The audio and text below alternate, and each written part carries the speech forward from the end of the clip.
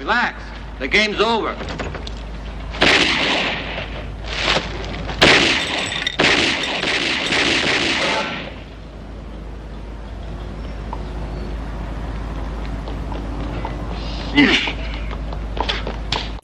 I don't know if I hate this fucking movie.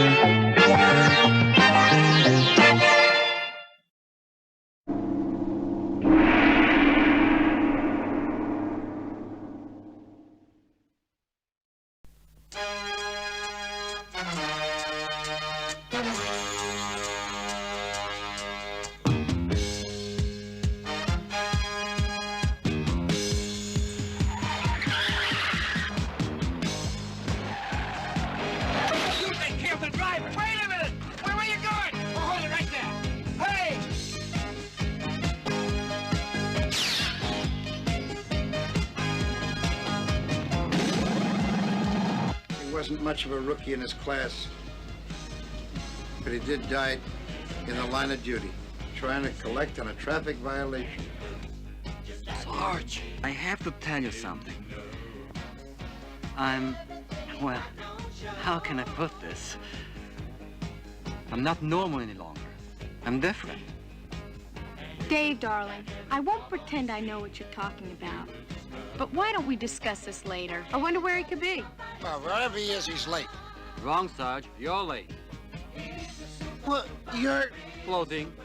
Now tell me you don't believe he has superpowers. So, he's a super snooper, really super trooper, a wonder copper on the side of the love. Hello and welcome to another episode of It Could Have Been a Classic. In 1980, there was this irritating film that's likable but not likable, Super Snooper. And I've just heard the music in my head right now. It's a superhero comedy film directed by Sergio Kabuki, starring Terence, who did a lot of insane comedies, an Italian actor. And he did a lot of spaghetti westerns. Actually, they're quite violent, actually. And Ernest Borgnine earning his retirement fund, but yeah, you know, before Airwolf. It is about Dave Speedy, bumbling Miami police officer who gains superpowers through an accidental nuclear explosion. The plot. Coming from the Speed Academy, Dave Speed is sent to deliver a parking ticket 100 miles away. I'm not making this up, right? To the member of a tiny Indian village in the Florida Everglades. Unbeknownst to him, the US government and NASA are preparing to conduct a secret radiation experiment by firing a nuclear missile loaded with red plutonium into the village, which has long since been evacuated. Dave, the only person in the village, is hit by radiation, but he blows up the fucking rocket. He fires his gun up in air because there's an alligator or a crocodile in his boat. And he gets superpowers. As time passes, Dave discovers he has picked up a wide range of superpowers, including super reflexes, speed, endurance, telekinesis, precognition, hypnotism, and the ability to survive a drop from the 23rd floor. But he has a weakness. Every time he sees the color red, he loses his powers. And he takes on a villain called Mr. Torpedo. Right. And basically, his partner, Ernest Borgnine, he plays this twat who's totally like in denial of his abilities until he proves he's got these superpowers. Dave reveals his secret to Dunlop. Evelyn's his girlfriend, and that's his niece, Ernest Borgnine, who are less than ecstatic about it. Well, Dunlop points out that Dave's precognitive abilities, which help uncover Torpedo's scam, are unlikely to be admitted as evidence in court. Evelyn is not joyed at having a too perfect man in the house, and one night Dave and Dunlop go to Torpedo's club, where Dave has Dunlop dance with Rosy with some hypnotic encouragement when he poses a corrupt cop who wants a share of the winning by using his hypnotic powers on Torpedo. And he gets the gangster to blab about how he's smuggling false money, false American dollars in. And Dave flies out to his ship, him and Ernest Bognine, and they board the ship. And, Ernest Bognine goes on board, he gets caught, they blow up the ship and it sinks, but he's in a fridge. And I don't know how long he's been frozen for in the fridge. And Super Snooper gets accused of murdering his partner and being corrupt. And they try and execute him 4 times. They electrocute shooting squad. They do it all to him. An electric chair. And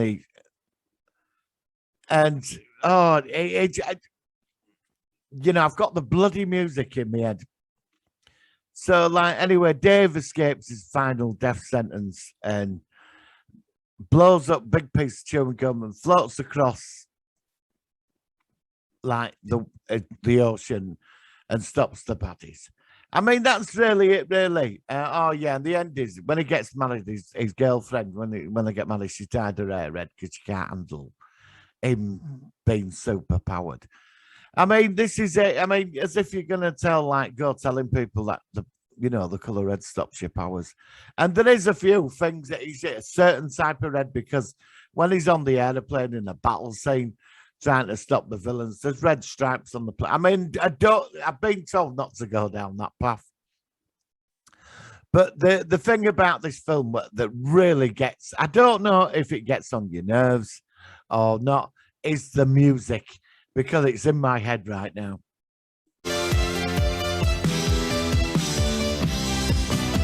There's a man who you see, and he looks just like you and me.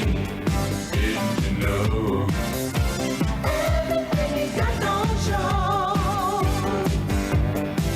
There's a car who you see, and he looks like every car on the street. You will discover. Can't judge a car by its cover. He's a super, really super trooper. So this film, it's insane. It's just insane. There's a lot of slapstick in this, and I think it's the slapstick that makes it work. I mean, there is some insane scenes in this, but there's also quite a dark scene actually in this, where he goes down and beats this gangster up, and he's quite ruthless with him. It's like suddenly you're watching a different film in this scene. It's like he turns up and just beats him up.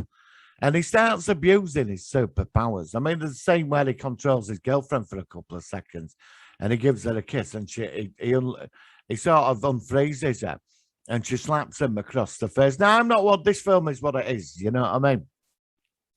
Obviously, when she gets married, she dyes her hair. Yeah, you know. But he goes he says like Torpedo. I mean, the gangsters, he's got 3 stupid dickhead henchmen that just get beat up all the time. There's a scene where he beats them up and he puts them in a dog kennel. Well, like a dog cage. Honestly, it's hilarious. Hi. Who are you? I know who I am, and I know who you are. But do you know who he is? Hey, Paradise. I think I've seen this guy on TV.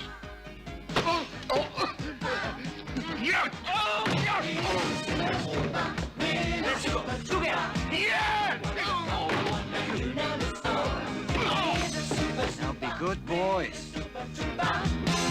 So, I mean, the slapstick, and there is some cheesy one-liners. I mean, this is one of these films, I don't think I could watch it numerous times. It'd do my head in, you know, but there is something likable about this movie. I don't know what it is. I mean, apart from the dark scene we're on about, I mean, he's a bit nasty with this fella when he beats him up. And he does abuse his powers, but yet, you know, this film is what it is. It's 1980. The music is interesting because once you've heard, because it's on in the background all the time, mostly, you know, And there's the scene like going, Super Snooper, you know, when he has a moment. And it does sort of go into the back of your head. Now, the trailer's crazy because it's all in red and all this. Apparently, he loses his powers under red because it's psychological or something. I don't know. Everybody has a thing, and his must be colour red. But, I mean, you know, the scenes where you do see red in background, you're like, well, you know, what's going on here? I mean, there's a bit where he tries to prove to his boss he's got superpowers. He jumps out a police station window, but there's a red fire hydrant or trash can or whatever, and a dog with a red collar on lands up, car breaks all his bones in his body, and his girlfriend turns up in red. There's the scene when he's trying to, you know, getting all romantic. He's in a sports stadium, and he teleports everybody out of there. He just thinks about it, and they all vanish, so he can have his romantic moment. But then he sees somebody in a red top, and they all appear again. It's crazy. But you know, is there any potential with Super Snooper? Well, this is where we're going. Is it? Yeah, well, we'll have to see, won't we? Now, you're going to ask, could this film have been a classic? This is a difficult one, and I'm being serious because I can see this film having quite a fan base. Well, I did look into it. It's not down as a cult movie or anything. Now, I saw this on home video. I definitely missed this at the cinema. I rented it out on VHS. And when I was a kid, I thought this film was hilarious. And then in the 90s, I saw it again after it was on Sky. And I'd been to a party and I was well out of it when I got home. And it was on one of the Sky channels earlier. I watched it, and I thought it blew my mind completely. Me and some friends, we all watched it, and we couldn't stop laughing. But when I watched it recently, maybe it's because I'm older. Maybe, you know, this film, it just didn't have that effect or appeal. I mean, the slapstick moments are funny, but the storyline is terrible for this film, and the actors. I mean, you've got Ernest Borgnine, and Terence Hill, who's done quite a lot of Italian movies and comedies, definitely spaghetti westerns.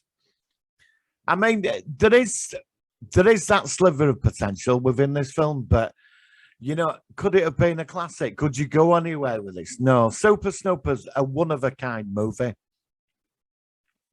And I think it should be left where it should be. You know, and I'm going to do it. I was going to put this through, but the music is enjoyable but annoying at the same time. You know, it is a ridiculous film, but that's the appeal of it is the stupidity of this movie. And every movie has a story behind it. Who gave them the money for this? You know, there is that. Where did it start? Somebody's came into somebody's head. Somebody wrote it and came out with it. Maybe, I don't think you could do remake Super Snooper. I think it's just best left alone. I mean, there is some funny scenes in this film. Oh, fuck it. I'm going to put it through. It's against what I'd like to do. But you've got to, if you've never seen this film, give it a go because it's insane. And that's the reason I'm letting Super Snooper through, because it's completely stupid. And the music, you know, yeah, Super Snooper, you've won me over. You know, you're going through. You are a classic.